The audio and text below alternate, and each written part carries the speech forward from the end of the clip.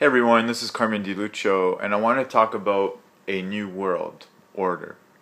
Now, the reason why this has come up is because I post some stuff on Facebook and I use the term the new world. We're creating the new world, and I use it in different applications. And I've seen that some people respond and they say that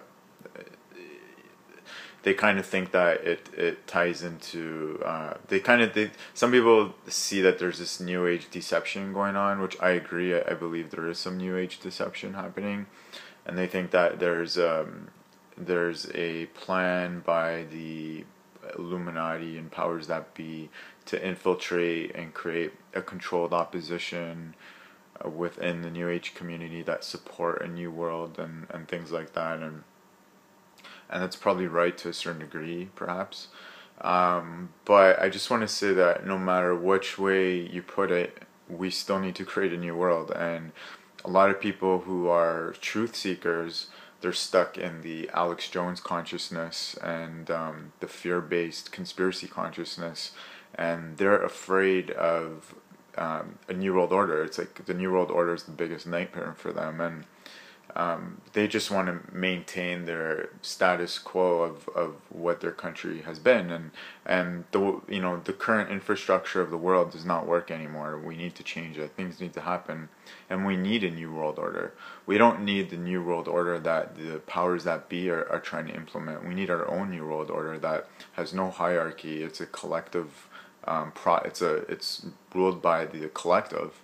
There's no ruling elite. There's not 13 or 12 families or whatever controlling everything, and it's based on with the infrastructure that uses free energy and an economy where we value people and their skills, where it's not just a bunch of people working stupid jobs that don't really mean anything. That's the new world we need to create, a new world that respects the planet and respects our connection with the universe.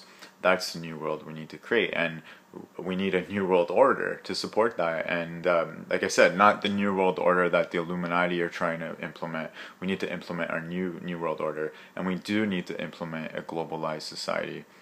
But like I said, not a globalized society where there's some global ruling government that microchips us. No, we need a global infrastructure that is collective, and we need a new currency.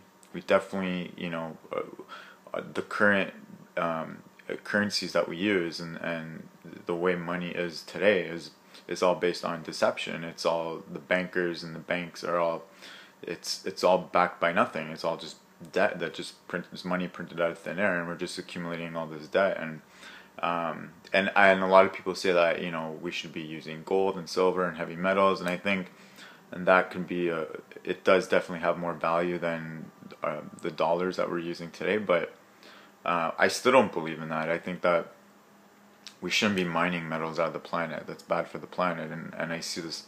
There's a new currency emerging called Bitcoin, and I heard about it a year ago actually, and I wish I had bought some then, because I would have made a lot of money. And it keeps going up, and with that incident that happened in Cyprus with the banks, the value of Bitcoin went up, and I think it's going to keep going up as the system continues to crumble, and it will crumble. And another thing I want to mention is that the powers that be, the people that are trying to implement their version of a new world order, they know what's happening astrologically right now. They know that Pluto's in Capricorn, and their Uranus is in Aries square Pluto in Capricorn. And I just want to mention something, that Pluto goes into Capricorn, I think it's every 260 years. I just don't remember off the top of my head. But whenever Pluto goes into Capricorn, that's when there's a transformation in social structures, so government structures, sometimes religious structures. And the last time Pluto was in Capricorn was around the time when the United States became a nation, and that kind of set the stage for this 260-year period. Now Pluto is in Capricorn right now. It's been in Capricorn since 2008, 2007, something like that. And it's going to be there until 2023. So they know this. They're trying to manipulate it. They have astrologers. You think the Freemasons and Illuminati and all these people don't have astrologers? Of course they do. And they're trying to manipulate it in their favor. They're trying to create their own global New World infrastructure. But at the end of the day, there's a higher power at play here. And the ball's in our court, really. It really is. And every time they try to implement something to control us, like they implement Facebook, for example, and Facebook, everyone knows it's a tool for the CIA to watch on everybody, but look what's happening. It's backfiring on them. We're sharing information. More and more people are waking up, and it's such a effective way.